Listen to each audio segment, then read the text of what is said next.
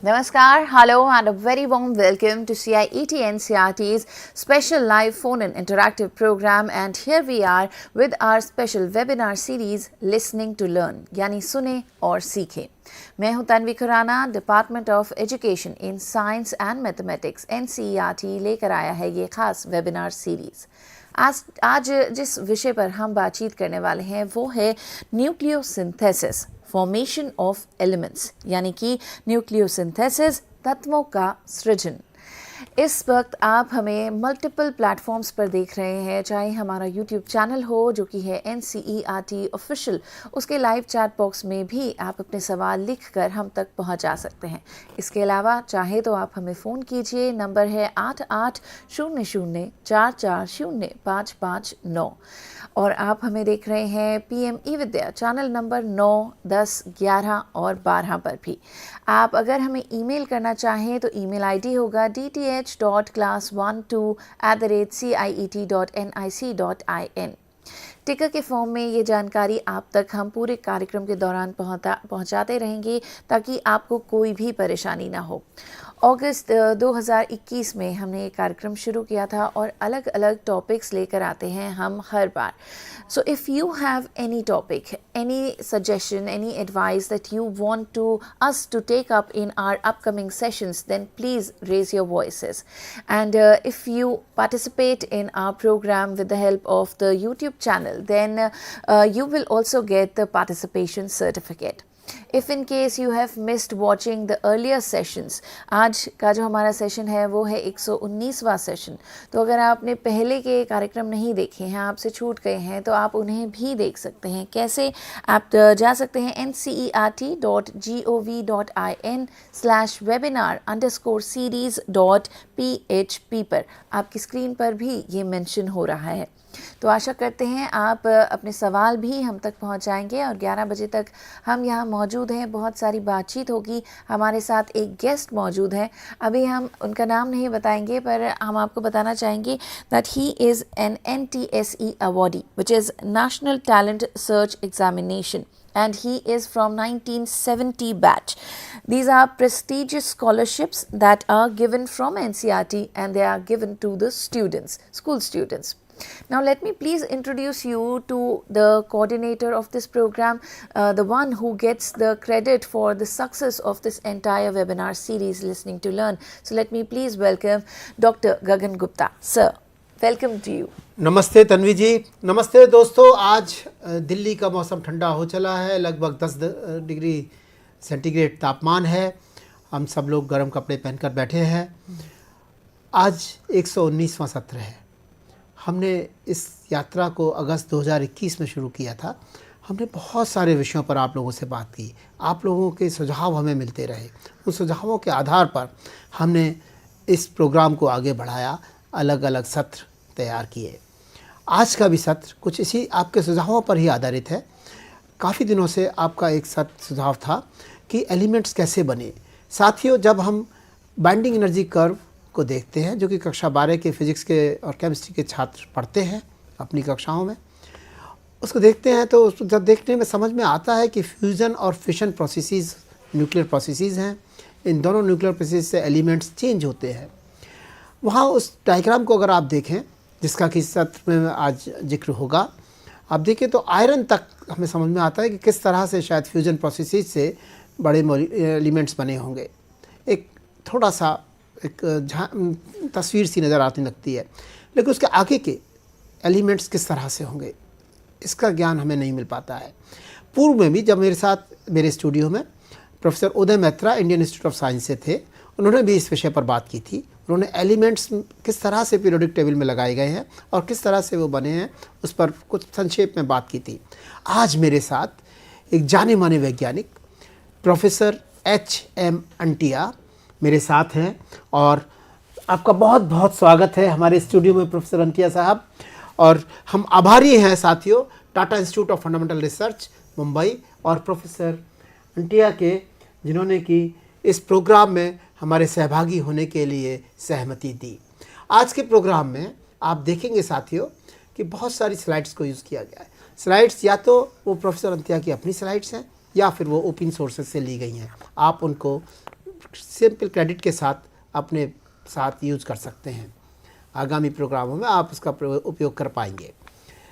इससे पहले कि मैं प्रोफेसर अंटिया से को माइक दूँ और चार्ज दूँ, और उससे पहले मैं आपकी मुलाकात कराना चाहूँगा प्रोफेसर अंटिया से। प्रोफेसर अंटिया जो कि आज department of atomic energy and university of Mumbai के एक जॉइंट कोलैबोरेशन में सेंटर है, centre of excellence in basic sciences, जहाँ से कि हमारे पास पूर्व में भी प्रोफेसर अरविंद कुमार, प्रोफेसर विजय सिंह आ चुके हैं। उस सेंटर में सीनियर प्रोफेसर हैं। He did is BSc from university of Indore, which is now known as Devi Ahilya Vishwavidyalaya. It's a matter of great pride to me that I have also been associated with University of Indore, that is Devi Ahilya University, as a postdoctoral fellow in 90s, early 90s. Professor Antia did his MSc from IIT Bombay and PhD from University of Mumbai. After that, he has been a PhD postdoctoral fellow at Scuola Normale Superiore, Pisa, Italy. Professor Antia joined Tata Institute of Fundamental Research in 1975, where he got superannuation in 2020. His interests lies in the areas of convection and oscillations, studies of heliosismology and astroseismology. दोस्तों, जिस तरह से कि earthquakes हमें अर्थ के structure के बारे में इंफॉर्मेशन देते हैं, इसी तरह से हीलियोसिस्मोलॉजी स्टडीज़ हमें सूर्य की स्ट्रक्चर के बारे में ज्ञान देते हैं, और उसी तरह से दूसरे स्टार्स के बारे में एस्ट्रोसिस्मोलॉजी स्टडीज़ हमें ज्ञान देती हैं। तो प्रोफेसर अंतिया इन दोनों एरियाज़ के एक्सपर्ट हैं। Associated to with it, he has been associated with the global oscillations network group GONG. Udaipur Solar Observatory has been a part of it in India, and the total program, GONG program, is managed by the National Solar Observatory, Tucson, Arizona. The experiments and the models developed by Professor Antia and his co-workers had been the part of India's AstroSat spacecraft, which was there to study the overall spectrum of spectrum of radiations coming from sun and other bodies. Professor Antia's endeavors were mainly focused for X-ray proportional counter instruments. He has been a part of several international astronomical union groups. He has published more than 100 articles. He has also authored a very common, very popular textbook on numerical methods for scientists and engineers. A fellow of Indian Academy of Sciences and Indian National Science Academy, and awardee of Hari Om Ashram Prerit Vikram Sarabhai Space Science Award in 1999. Professor Antia, once again we welcome you in our studio. It's all yours, sir. Okay. So, good morning to all, and thanks to Gupta ji and NCERT for inviting me to talk to you. So, I am going to tell you about nucleosynthesis, which is the study of formation of elements. Now, as you probably know that few hundred years back, many chemists were trying to synthesize gold, but of course they did not succeed. At that time, concept of element was not there, and now we know that gold is an element and it cannot be synthesized by chemical reactions. So, for that we need nuclear reactions. That is why this process is called nucleosynthesis. So, now this is slide essentially summarizes my talk. So, this is a periodic table which lists all the elements in the order of atomic number. Now, here all the blocks are color coded with the way how each of these element is formed. So, for example, the first two elements hydrogen and helium are formed in the Big Bang, that is the early universe. Then the next three elements lithium, beryllium and boron are formed by cosmic ray interaction with interstellar medium, and then all the other elements are found in either low mass star or high mass star, including at the end of their lifetime. And finally, of course, the last few elements beyond plutonium are only made in lab, they do not occur in nature. So, now we come to the topic. So, until 20th century we did not know the source of energy which sustains a star like the sun. It was immediately known that the chemical energy will not be sufficient to sustain the sun for billions of years.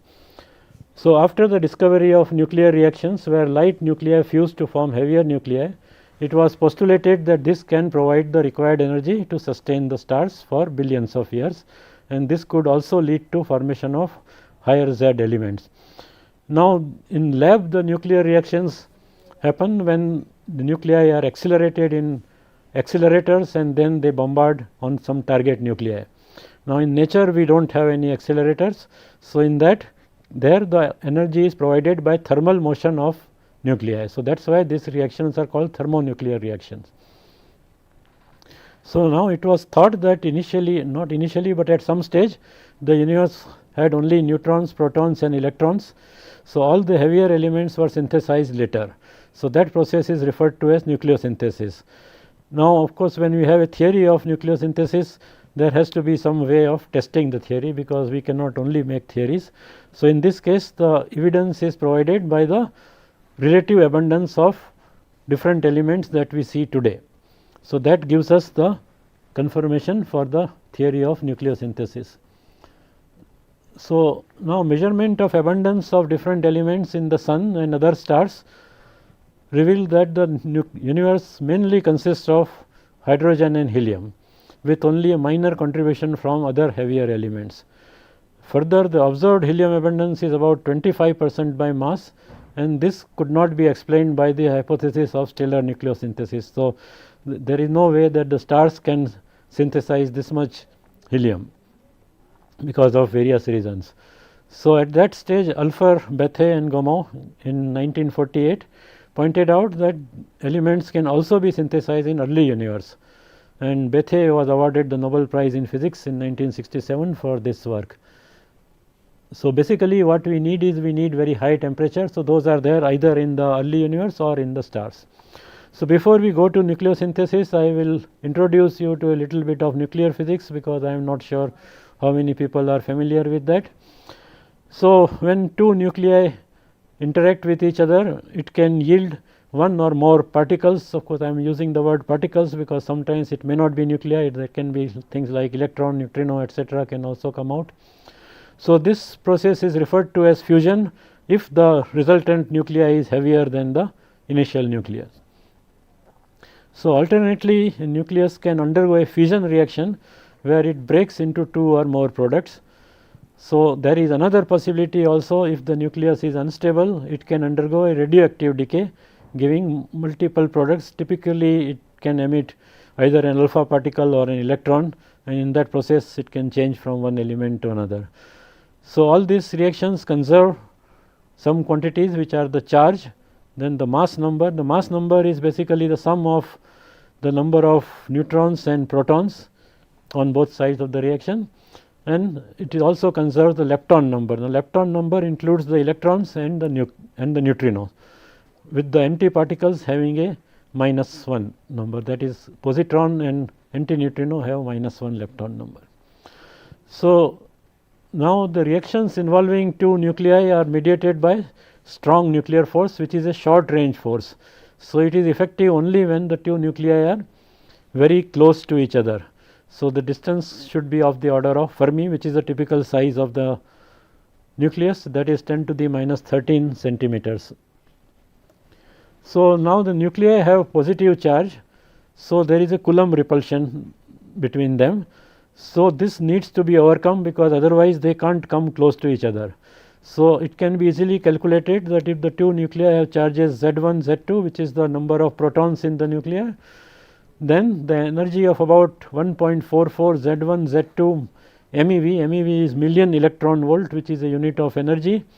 So, electron volt is an energy which is acquired by an electron if it goes through a potential difference of 1 volt. So, that much energy is needed to overcome the repulsive force. So, that is the typical energy that is there in the accelerators. So, all the nuclear physics experiments are done with accelerators which have energies of the order of few MeV. So, that is enough to initiate the nuclear reactions. Now, in stars as well as Big Bang nucleosynthesis, the energy is provided by thermal motion, and that energy is much lower than this. So, it appears that the reaction cannot happen, but Gamow pointed out that these are quantum mechanical particle, and quantum mechanics allows barrier penetration with a small probability, which can be calculated using the quantum mechanics. So, this is known as the Gamow factor, and it is basically an exponential dependence on energy. So, it can be pretty small, it can be of the order of 10 to the minus 6 minus 7 even at the center of the sun. So, now the energy of the particle depends on the temperature, and this energy is proportional to temperature, and the proportionality constant is known as the Boltzmann constant, which is denoted by K.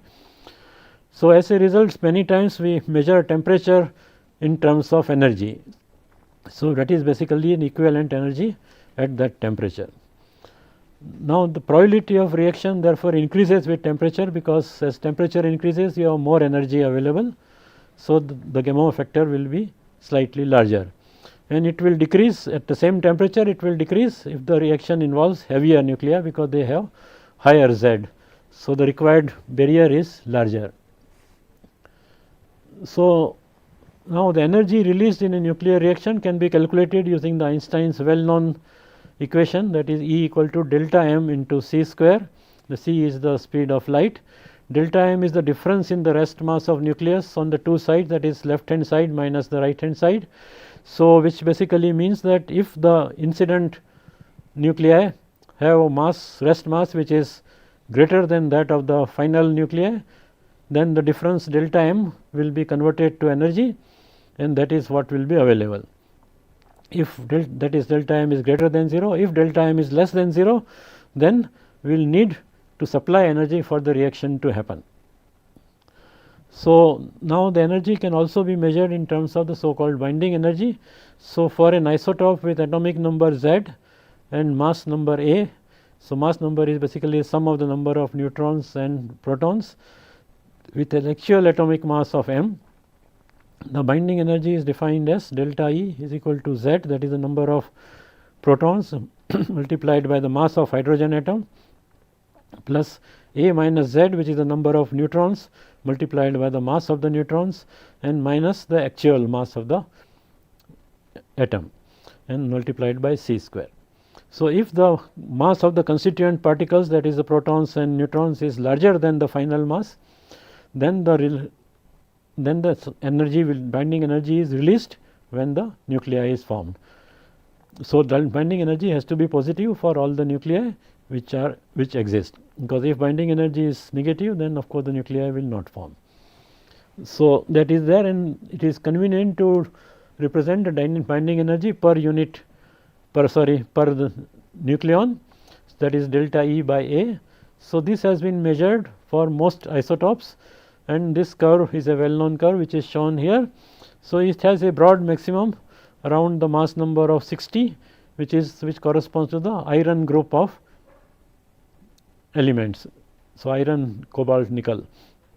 So, those are the most stable nuclei, and then the binding energy per nucleon falls off slowly at higher mass, and at lower mass also it falls off, but then there are many fluctuations.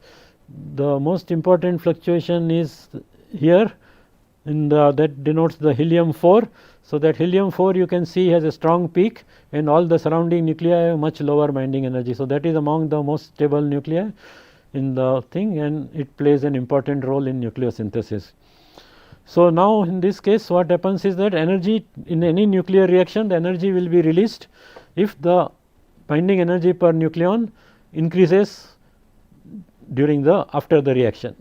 So, for example, let us say that if you take a heavier nuclei, like for example uranium, which undergoes fission, then it leaves to 2 nuclei somewhere in the middle. So, in that case the binding energy per nucleon is higher. So, the balance will be released as a energy. So, that is what is used in the nuclear reactors. On the other hand, if you go on the other side, then if you combine 2 nuclei, it will form a heavier nuclei that will have a higher binding energy. So, in that case again the energy will be released. So, that process is known as fusion. So, the fusion happens at the lower mass end, and the fission happens at the higher mass end, and the in between thing is the iron group element. So, that is what you should remember. So, now let us go further.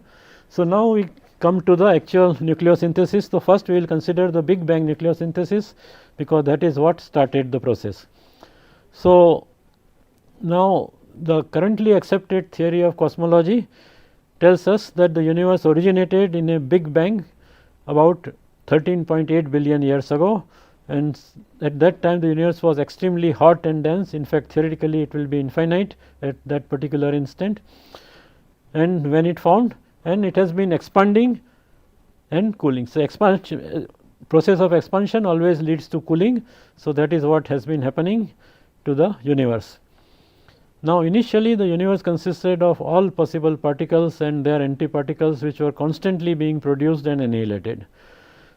So, at that stage the number of particles and antiparticles were equal to each other, but we know that our current universe is dominated by particles. There are hardly any antiparticles, because they will annihilate. So, the origin of this asymmetry is not understood.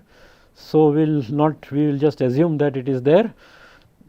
Now, after about 1 second after the Big Bang, the temperature had reduced to about 1 MeV, which is actually 10 to the 10 Kelvin.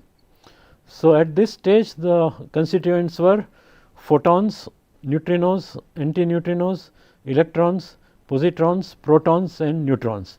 The antiprotons and antineutrons were not there, because they would have annihilated, because forming these particles requires an energy of few GeV.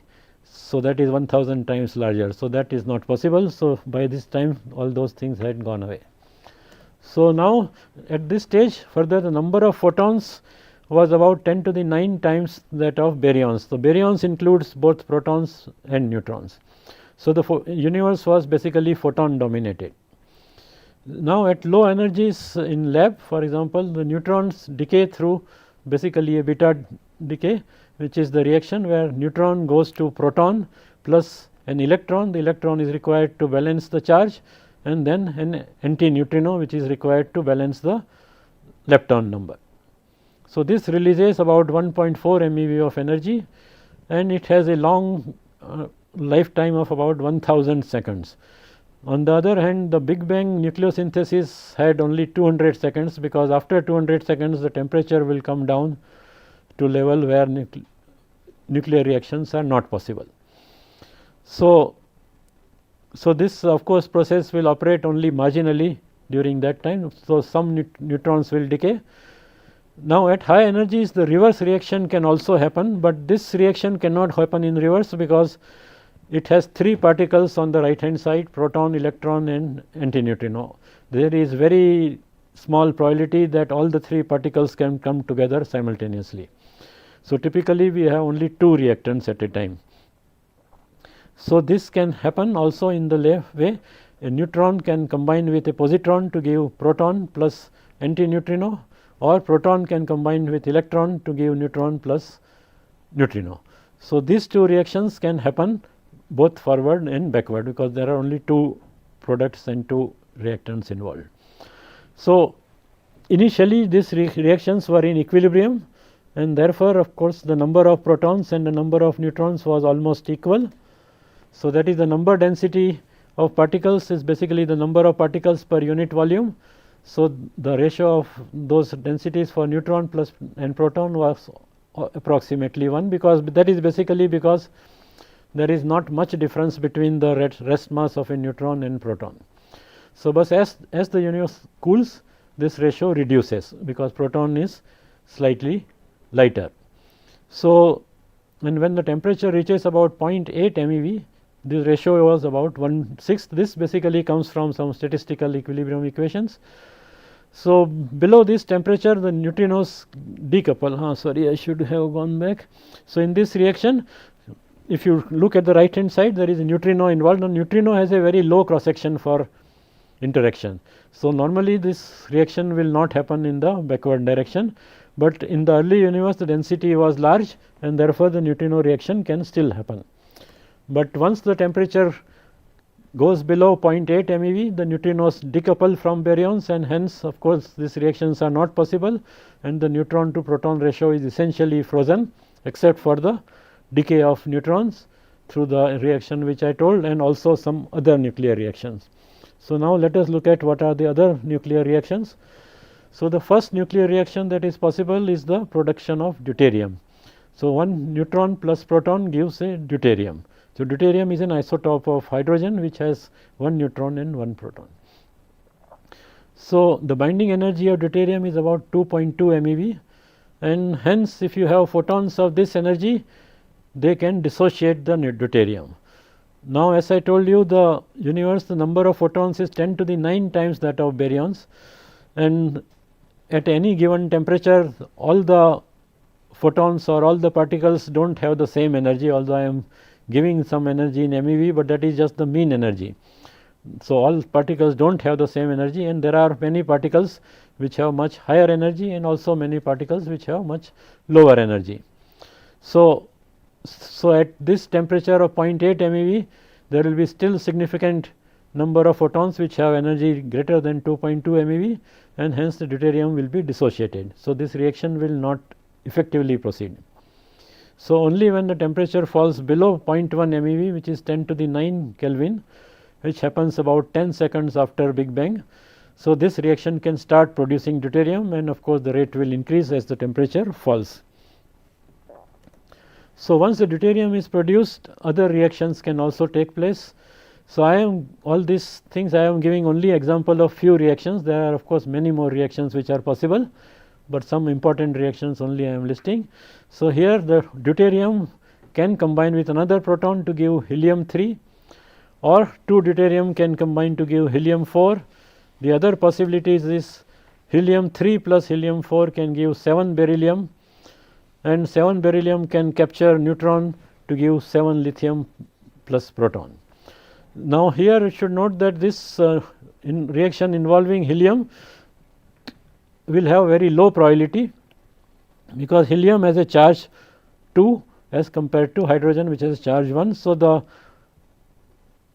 the Coulomb barrier is much larger, 4 times larger, and therefore the gamma factor will be much smaller. So these reactions will proceed only marginally. There will not be much beryllium and lithium produced. Of course beryllium will not survive because the neutron capture does not have any Coulomb factor, so that it will immediately be destroyed and it will give you lithium. Now as I told you, 4 helium is extremely stable nuclei with a binding energy of 28.2 MeV, so as compared to all other nuclei in the neighboring mass. So therefore it has maximum abundance, and also because the reactions involving helium have a very low probability, so that does not happen. So most of the reactions only produce helium. So as a result, helium 4 is the dominant nuclei at this stage, and so the abundance of helium 4 is basically determined by the availability of neutrons. So the production of helium 4 stops only when you do not have any neutrons available to produce deuterium.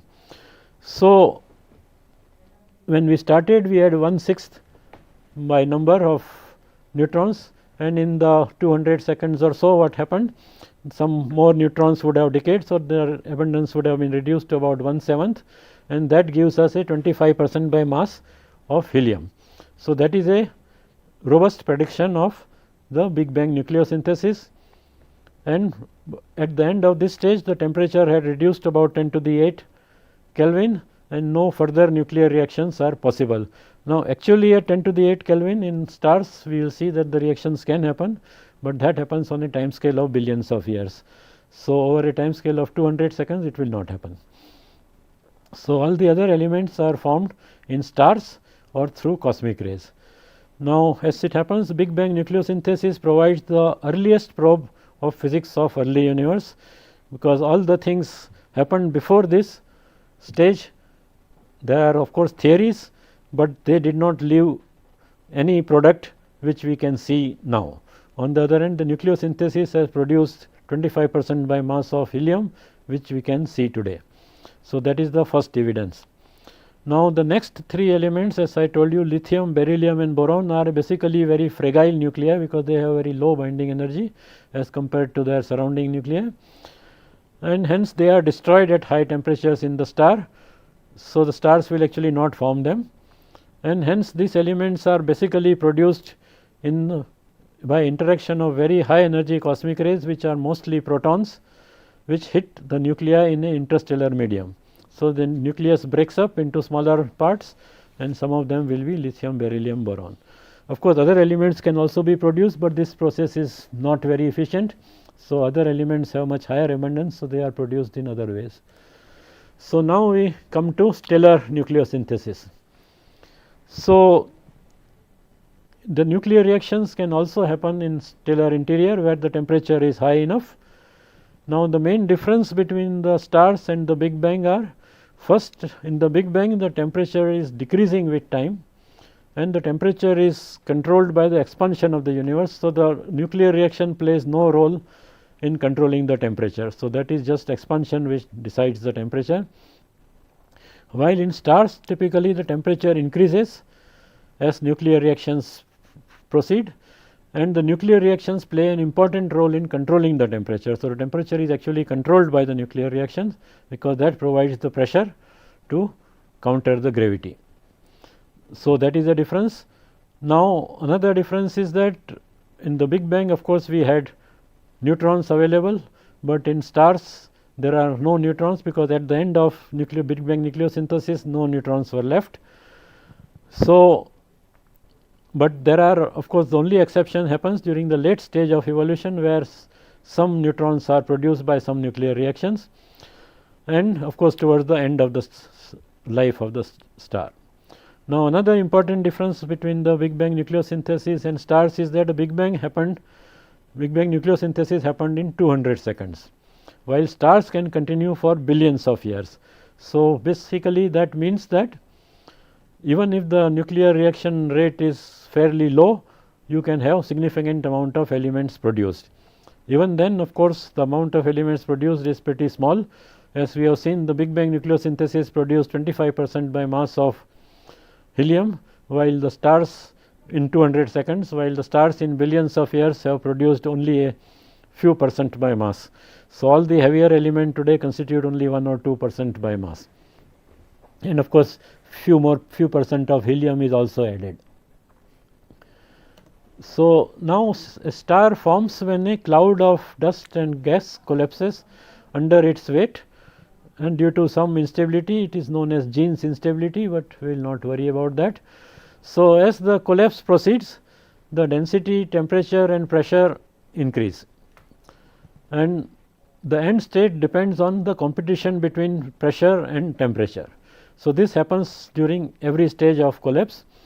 So, if the pressure becomes large enough to stop the collapse before the temperature has increased to significant level, then we end up with a failed star or a planet. So, in that case, of course, there will be no nucleosynthesis, and you will have a planet which does not produce any energy or elements. Now, on the other hand, if temperature increases to a few million Kelvin before the collapse can be halted by pressure, in that case the nuclear reactions will start, and in that case the energy released in the nuclear reaction will also increase the temperature and pressure, and as the temperature increases, the nuclear reactions rate will increase, and therefore, of course, the pressure will also keep increasing, and this process will happen until the collapse is halted. So, at that stage the temperature and pressure, rather the pressure is high enough to counter the gravity which is causing the collapse. So, in this case, in the case of star, once the nuclear reactions start and the star stabilizes, the nuclear reactions control the temperature. So, the energy released in the nuclear reactions sustain the star for millions to billions of years, as the temperature in the core keeps increasing slowly, because the temperature increases slowly, because what happens is that as the star produces energy, the fuel, whether it is hydrogen or helium, whatever is reacting, that abundance goes down. So, because of that the energy production will go down. To compensate for that, the temperature has to increase, because the pressure has to be maintained. So, as the temperature increases, of course, the reaction rate will increase and the pressure will also increase, and the star remains in a quasi equilibrium state. Now, the lifetime of the star depends on the initial mass. The low mass stars have lifetime of the order of several billion years, including up to several tens of billions years. In fact, the very low mass stars have lifetime which is larger than the age of the universe. On the other hand, the highest mass stars have the lifetime of only few million years. So, now the theory of stellar nucleosynthesis was developed by Burbridge, Fowler and Hoyle in 1957, and Fowler was awarded the Nobel Prize in Physics in 1983. So, you can see that 2 Nobel Prizes have been awarded for work on nucleosynthesis. So, now we come to the nucleosynthesis in stars. So, the first stage is the hydrogen burning, because the hydrogen is the reason for hydrogen means the star starts from hydrogen burning is that is the only reaction that is possible at the low temperatures of the order of 10 million Kelvin. So, initially the temperature is only a few million kelvins, it increases to 10 million kelvins as the star evolves. Now, the sum of the reactions, again only a few important reactions are listed here, are proton plus proton gives a deuterium plus a positron, which is to conserve the charge, and a neutrino to conserve the lepton number. Then the deuterium plus proton gives you 3 helium, and then 2 3 heliums can give 4 helium plus 2 protons. So, you can see that helium 4 production requires 2 helium 3, and helium 3 production requires 3 protons, and of course, finally 2 protons are relieved. So, the whole set of reactions converts 4 protons to a helium 4 nuclei. So, that is the basic thing in the hydrogen burning stage. Of course, there are many other reactions, but the final result is the same, that is the 4 protons give rise to a helium nuclei. So, that is there. So, now let us see. So, the first reaction, that is the proton plus proton reaction, is actually has a very low cross section. Cross section is basically some measure of the probability that the reaction will happen. So, this cross section is 10 to the minus 22 times that of a typical nuclear reaction. So, this reaction has, because of this low cross section, this reaction has never been observed in the laboratory, and the low cross section is because when 2 protons come together, it forms a compound nucleus which is 2 helium. Now, 2 helium has a very short lifetime. I do not think the lifetime has been measured, and during this short lifetime 1 proton has to convert to a neutron, and that process happens through the beta decay, which has a time scale of 1000 seconds. So, because of that, this reaction rate is extremely low, and that is what actually controls the energy generation in a star, because once the deuterium is produced, it quickly forms the helium 3, and helium 3 will quickly form helium 4 and so on. So, there is not much deuterium or helium 3 survives in the star. In fact, the abundance of deuterium is 10 to the minus 18 times that of protons. So, that is there. So, the energy generation is basically dictated, and of course, we are fortunate that this reaction rate is so slow, because that gives the long lifetime for the sun, because sun's lifetime is supposed to be 10 billion years. We have already completed about 4.6 billion years. So, still another 5 billion years are remaining. So, that is of course fortunate, because that gives us sufficient time for the earth to form life, because otherwise we would not be there. So, now the phase of the star where the energy is produced by burning hydrogen is known as the main sequence phase, and that accounts for about 90% of its lifetime. After that, the subsequent reactions are much faster, because by that time the temperature is high, and those reactions also do not yield much energy, because helium 4 itself has a binding energy of per nucleon of 7 MeV, while the maximum is 9 MeV. So, only small 1/3 or only 25% of the available energy is remaining. So, that is there. Now, apart from helium, hydrogen, hydrogen, of course, some other isotopes are also generated like deuterium, but that is actually destroyed. So, they also produce trace amount of lithium, beryllium and boron, but these nuclei are fragile and they do not survive at the high temperature in the star. So, effectively no new elements are produced during the hydrogen burning phase. So, now we come to the next phase, that is the helium burning and beyond. So, once the hydrogen in the stellar core is exhausted, the energy generation stops and the core collapses. So, again the temperature and pressure increases, and if the temperature increases sufficiently to burn helium, then the collapse is halted, just like in the earlier phase. And since but hydrogen is still present outside the core, because only in the core it is exhausted. So, the energy generation through hydrogen still continues in the shell. Now, 4 helium is an extremely stable nuclei among its neighbors. So, therefore, it is very difficult to proceed beyond this stage, and it was realized that the only possibility is the so called triple alpha reaction, where 3 helium nuclei produce carbon 12. Now, the probability of 3 helium nuclei coming together is very small. So, the reaction has to take place in 2 steps. So, first 2 helium 4 nuclei combine to give 8 beryllium, and then the third helium interacts with this to give 12 carbon. So, now the problem is that the first reaction forming beryllium is endothermic, which means it does not release energy. In fact, it requires an input energy of 91.8 keV to proceed. So, that requires a temperature exceeding 10 to the 8 K, and that is the reason why Big Bang nucleosynthesis could not proceed further. Now, the another problem is that 8 beryllium is actually unstable nuclei with a lifetime of 10 to the minus 16 seconds, and during this short time a third alpha particle has to hit it. So, therefore, the probability is extremely low, and the preliminary calculation suggested that this rate will be too low, and hence the carbon cannot be formed. So, at this stage Hoyle argued that we know that the carbon is formed, and so there must be some issue, and he suggested that this what can happen is that the carbon nucleus can have an excited state around 7.67 MeV, which is about the energy which will be there when the beryllium interacts with the third alpha. So, if that is the case, then there will be a resonance, and that will increase the reaction rate. So, that will make the reaction possible. So, at that stage, of course, this excited state was not known, but then the nuclear physicists looked for it and they confirmed the presence of this excited state. So, which is now called the Hoyle state.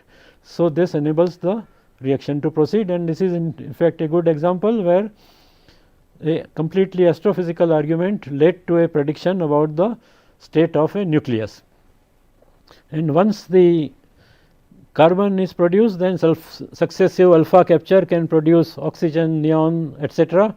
And of course, it can continue further, but that will not happen, because at that temperature the Coulomb barrier will be too high, and so the reaction does not proceed mainly beyond neon. So, now once the helium is exhausted, then core again collapses, leading to even higher temperature of 5 into 10 to the 8 Kelvin, where carbon burning takes place. Then at the next stage you can have oxygen, neon, silicon burning, and which can keep continuing until 2 into 10 to the 9 K or even higher. So, at this stage there are too many reactions possible, but the main effect is that higher elements are produced. So, if the initial mass of the star is less than 8 solar mass, then carbon burning is not initiated, because temperature does not reach for 5 into 10 to the 8 K, and you end up with a white dwarf, which is a carbon oxygen white dwarf, and outer parts are thrown out in a nova explosion, which enriches the interstellar medium with helium, carbon, nitrogen, oxygen, and neon. So, all the other elements are produced in higher mass stars. So, in high mass stars the reaction can continue until iron group elements are produced, and after this stage the nuclear reactions cannot produce any energy, and hence the core collapses, because now there is no energy to sustain that, and this is the final stage of collapse. So, that ends up with either a neutron star or a black hole, depending on the initial mass of the star. The core which collapses to the neutron star or black hole is very small. It is typically only about 10% of the mass available. Most of the other mass is thrown out in a supernova explosion, and this enriches the interstellar medium with all the heavy elements which have been produced. So, now finally we come to the synthesis of elements beyond the iron group. So, as Gupta ji also pointed out in the beginning, the fusion reaction stops at iron. to form the elements beyond iron, you need something else. So, these are synthesized by the successive neutron captures, which are followed by beta decay. So, beta decay, one neutron is converted to proton, and therefore, atomic number increases by 1, and this chain can continue forming higher Z elements. Now, you should note that a neutron capture does not have any Coulomb barrier. So, this reaction can happen without any energy is required, only neutrons are needed. So, now there are two options, one is the so called S process or slow process, another is the rapid or R process. So, the slow process operates during the later stage of stellar evolution, when some reactions can produce neutrons and there is some neutron flux available. For example, 13 carbon and helium 4 can give 16 oxygen plus neutron, and of course, there are some other reactions also. So, in this process there is typically time for a beta decay after each neutron capture. So, the process continues one step at a time, and the process continues until either the explosion happens or until you reach lead or bismuth, beyond which there are only heavier radioactive elements which are found only in the rapid process. The time scale for this process is about 1000 years. Now, one of the example of this is the element technetium, which is Z of 43. This does not have any stable isotope, but it has been identified in a few stars the first time in 1952, and it is believed to be produced through S process. Now, 99 technetium is also observed in nuclear fission of uranium, and it has a lifetime of 2 into 10 to the 5 years. Actually, there are other isotopes of technetium which have a longer lifetime, but they cannot be found by S process or R process. So, now this chart shows the S process. So, here we have various nuclei. The horizontal axis is the mass number and the vertical axis is the atomic number. So, you start with krypton 86 and which captures one neutron. So, that gives you krypton 87, which undergoes beta decay to rubidium 87, then rubidium 87 again goes through the same process, strontium 88, then yttrium 89, zirconium 90. Now, zirconium 91 is stable, so it keeps absorbing more neutrons until you reach zirconium 95, when it becomes niobium 95, which is also unstable, that gives you molybdenum 95, and that again absorbs neutrons till molybdenum 99, which finally decays to technetium 99. So, you can see that technetium 97 and 98 are below molybdenum. Sorry, I forgot to tell you, in this chart the black symbols are the elements nuclei which are stable, while the red ones are unstable, but their lifetime is greater than or about 1000 seconds. So, as far as S process is concerned, they are stable. So, this technetium occurs below the stable molybdenum, so they cannot be found by S process or even by R process. So, this shows the landscape of nuclei. So, the black line at the center is all the stable nuclei, and these are nuclei with decreasing lifetime going down to 10 to the minus 8 seconds. So, the envelope of this is the so called neutron drip line. So, if the neutrons are added to nuclei, once you reach there, more neutrons cannot be added. So, the R process has to stop there. So, now the rapid or R process occurs during the supernova explosion or during the merger of two neutron stars, where a large neutron flux is available, but it has a very short time scale of seconds. So, you have large neutron flux, but short time scale. So, in this case, now the neutron, you may wonder where the neutrons came from. The neutron stars actually are formed as the end product of the star. So, what happens is that as the temperature increases during the final collapse, the reactions, you have photons which can also dissociate nuclei, and that leads to some kind of quasi equilibrium where the abundance keeps shifting to lower nuclei and ultimately leads to neutrons. Now, the reason why it does not go to protons is that protons have to be accompanied by an electron, because the charge has to be balanced.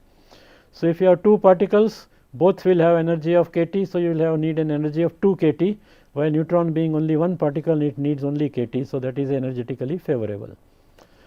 So, because of the high flux of neutrons, you have the nuclei can absorb many neutrons before they become unstable on a short time scale and undergo beta decay. So, therefore, of course, you get many different elements, and of course, this requires a detailed calculation. You cannot show it in the chart like what I showed it. but the elements which are produced by R process can be different from that can be produced by S process. So, this is the final slide which actually shows the result of the nucleosynthesis. So, this shows the relative abundance of all elements which are measured on the log scale with respect to hydrogen. So, hydrogen is arbitrarily assumed a value of 12, which means 10 to the 12. So, for example, helium is here, which is slightly below 11. So, helium abundance, so these are abundance by number.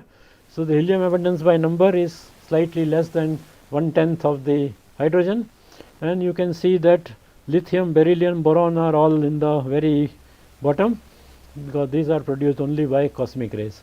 And then you have carbon, nitrogen, oxygen, and here there is some fluctuation between odd and even nuclei, and finally you have a peak here, which is the iron group elements which are the most stable nuclei. And then you see some smaller peaks around 50 and 82, that is due to the so called magic numbers which have more stable nuclei at that point. So, that is the summary. So, thank you. Thank you, sir. You explained many things, different stages of the temperature scales, and then what kind of nucleosynthesis is involved with it. So, my friend Tanvi is receiving some questions. So, please start, Tanvi. Initially, thank you so much, sir, for the wonderful explanation, and we have received a lot of queries. So, may I ask the first question? Yes, sure. So, can our sun become a supernova? That's one of the questions. No, sun will not become a supernova, because as I told you, the masses of stars of mass less than 8 solar mass end up in a white dwarf. So, that will not lead to a supernova, it will lead to a nova. Of course, that is a much smaller explosion, because less energy is available. Less energy. Yeah. So, this is the age which you said, nearly 5 billion years are remaining with the sun. Yeah. So, after that it is going to become a nova, or Yeah. white dwarf, Yeah. nova. And then after that another cycle may start after some time? No, see what, no, there is no cycle. Once the white dwarf is formed, initially it will be hot, it cools, and then it is a dead star. Nothing will happen. Dead star. So only thing is, what happens is that all the mass does not go into the white dwarf or in the neutron star or anything. So, the remaining mass is thrown out into the interstellar medium.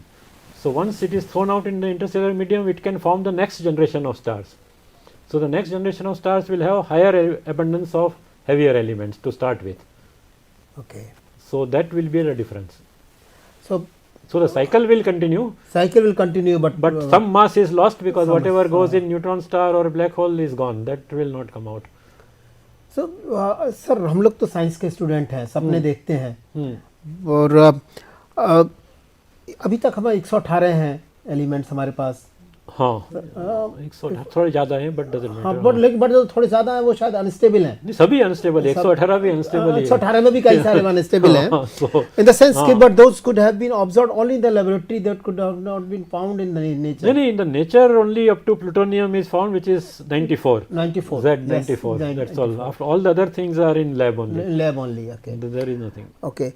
So, are there some other environment, celestial and other celestial bodies? Is there a finite possibility of finding even heavier elements? No, that I don't think there is a possibility, because the heavier elements are unstable. So, how will they form? I mean, even if you form, somehow they will not be there. They will not survive. Yes, this is what we understand, that they will break. No, they will break. So, they will break. That is very unlikely that you will find. So, one question which I found from a student here, that he says, sir, hydrogen here on this planet Earth, it seems that the hydrogen here, the helium here, or the plutonium here, or the same structure of these elements are found anywhere, wherever they are. Yeah, of course, atoms they are do the not same have everywhere. Same everywhere. Yeah, sure. But how about the molecules? No, molecules are different. That is a chemistry. That's chemistry, yes. That's that will of course be different everywhere. Okay, so I mean, it is being said. The chemistry is of course more complicated, because it will give you different combinations of elements. So, can I say that I mean, if I make rigorous calculations and observations to it, that probably the fine structure constant is found to be same everywhere? Yes, it should be the same. It should be the same, unlike the gravitational constant, which has some. No, gravitational constant is also same. But in some other galaxies there are some evidence. No. Gravitational constant is same. Only the acceleration due to gravity, that is small. That will change. That obviously will change. Gravitational constant, there is no evidence to suggest that it is changing. Okay. Now another typical question which is coming from a child, Fred Hoyle. You talk about Fred Hoyle. Oh. He didn't get the Nobel Prize. Yeah, and that is surprising. But and anyway. I mean, he remains in question. Yeah.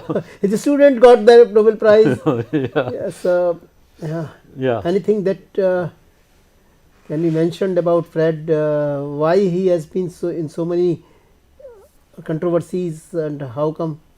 Well, I don't want to say anything here, because I say the question is, it is a little tricky thing about how the Nobel Prize is decided. For example, Fowler got the Nobel Prize, but Hoyle definitely had done fundamental work. Yes. And in he is fact, known as the father of nucleosynthesis. That's what I am saying. But still, he was neglected. Denied, now, yes. why the committee decided to do that, I cannot that's say. That.